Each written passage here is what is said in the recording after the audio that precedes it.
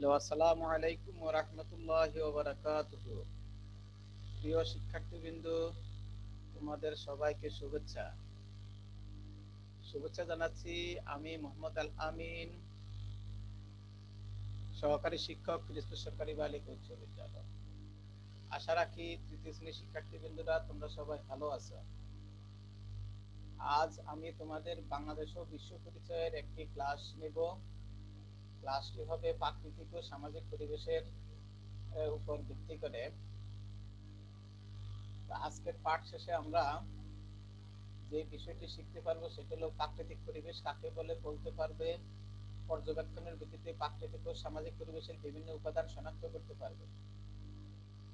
তো এবার খুব মনোযোগ সহকারে দেখো, আমাদের এই কম্পিউটারের স্ক্রিনে একটি ছবি দেখা যাচ্ছে। ছবিটি অনেক সুন্দর, এখানে অনেকগুলো পাখি, হ্যাঁ, অনেকগুলো পাখি উঠতেছে এবং পাশে একটি বনের মতো জায়গা এবং নিচে হলো নদী।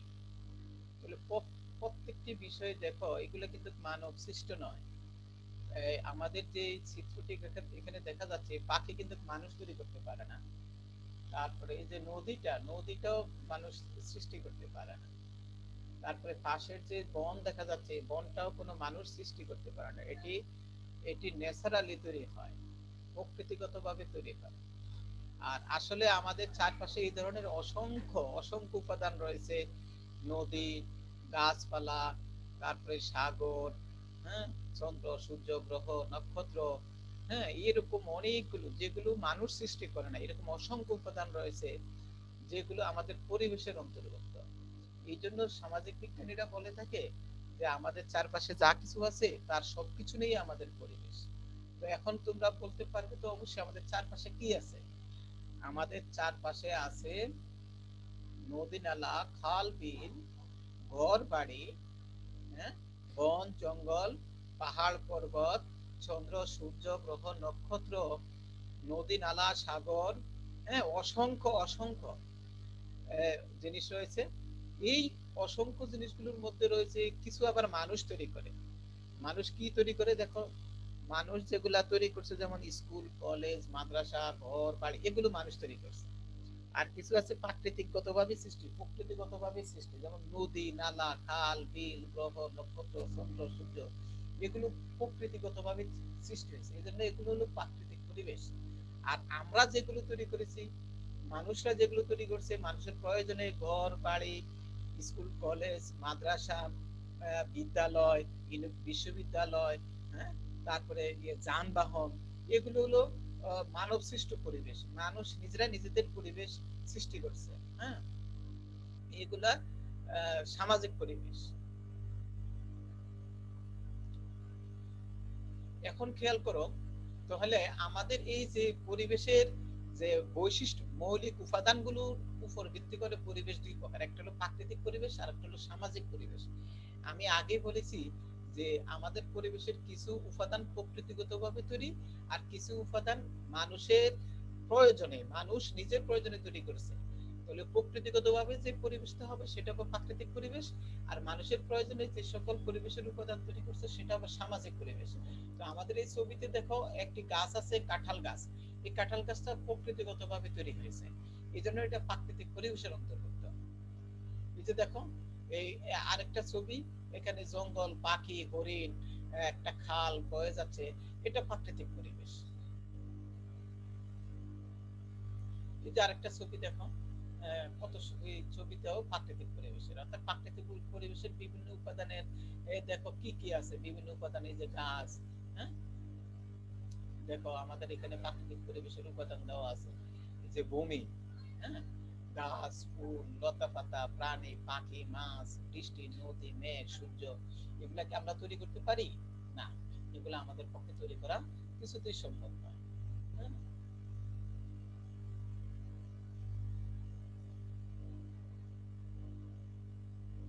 এবার আসলে আমরা শনাক্ত করতে পারি যে পরিবেশের উপাদান সমূহ।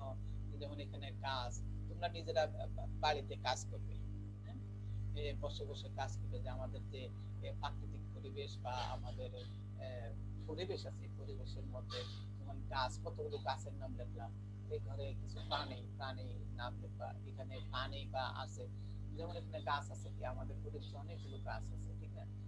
আম, জাম, কলা, লিচু, কাঁঠাল, অসংখ্য গাছ, সুন্দরী, কেওয়া, কড়া ইত্যাদি। প্রাণীর মধ্যে তুমি দেখো বাঘ, সিংহ, ভালুক, কুকুর, বিড়াল, তারপরে পশু পাখি যত আছে এগুলো সব কিছুর নাম লেখা। এরপরে পানি, এই পানি জাতীয় উপাদান হলো নদী, তারপরে খাল, বিল, পুকুর, সমুদ্র, সাগর, উপসাগর, ঝর্ণা, হ্যাঁ, এই সবগুলো এরকম উপাদান সুন্দর করে তালিকা তৈরি করে নেবে, দেখবে অনেক ভালো পাবে। এবার দেখো তো আমরা প্রাকৃতিক পরিবেশের উপাদান কোনটি, বলো তো, এখান থেকে বলো দেখতে পারো কিনা। হুম? বাড়ি, গাছ, রাস্তা, সেতু। বলে আচ্ছা, ক নম্বর হলো বাড়ি। বাড়ি কি প্রকৃতিগত ভাবে হয় না আমরা নিজেরাই প্রয়োজনে তৈরি করি? আমরা নিজেরাই তৈরি করি, তাহলে এটা প্রাকৃতিক পরিবেশের অন্তর্ভুক্ত নয়। তাহলে এবার আসো 2 নম্বরে গাছ। গাছটা আমরা নিজের প্রয়োজনে তৈরি করতে পারি না, এটা প্রকৃতিগত ভাবেই তৈরি হয়, এই জন্য এটা প্রাকৃতিক পরিবেশের উপাদান। তাহলে আমরা প্রাকৃতিক পরিবেশের উপাদান নিচে গাছ, এটা আমরা জেনে ফেললাম। হ্যাঁ, এই যে এটাই সঠিক উত্তর। দেখছো? এই যে 2 নম্বর প্রশ্ন হলো পাখি একটি উদ্ভিদ, প্রাণী, বাতাস না পানি? হ্যাঁ, আচ্ছা, পাখি একটা একটা পাখি যেমন উদ্ভিদ, উদ্ভিদ সাধারণত কাদেরকে বলা হয় জানো? যারা মাটি ভেদ করে উঠে, অর্থাৎ মাটি থেকে যারা অঙ্কুরোদ্গমন ঘটে সেটাই হলো উদ্ভিদ। হ্যাঁ, কিন্তু আমাদের এই এখানে পাখি মানে যার একটা প্রাণ আছে, সে উঠতে পারে, এক স্থান থেকে অন্য জায়গায় যাইতে পারে, কিন্তু উদ্ভিদ কখনো এক স্থান থেকে অন্য জায়গায় যেতে পারে না। তাহলে পাখিটাই হলো প্রাণী। পাখি তো কখনো বাতাস বা পানি হতে পারে না, এটা প্রাণী। হ্যাঁ, তাহলে এটাই আমাদের সঠিক উত্তর। এই যে সঠিক উত্তর। তাহলে তোমরা কি করবে, তোমাদের এবার আমরা যে আমি যে আলোচনাটুকু করেছি আমাদের প্রাকৃতিক পরিবেশ এবং সামাজিক পরিবেশের বিভিন্ন উপাদানগুলো আলোচনা করেছি, এগুলা থেকে তোমরা অবশ্যই বাড়ির মধ্যে সুন্দর একটি কাজ করবে, যে তোমার চারপাশে যে প্রাকৃতিক পরিবেশ আছে এই প্রাকৃতিক পরিবেশ সম্পর্কে তুমি ছোট্ট করে একটি প্রবন্ধ বা একটা রচনা তৈরি করবে। কমপক্ষে 10 লাইনের একটা লেখা লিখবে, যাতে এ সম্পর্কে আর কোনো ইয়ে না থাকে, সুন্দরভাবে লিখে রাখবে। খোদা হাফেজ। আশা রাখি ভালো থাকবে, দোয়া করবে। আল্লাহ হাফেজ।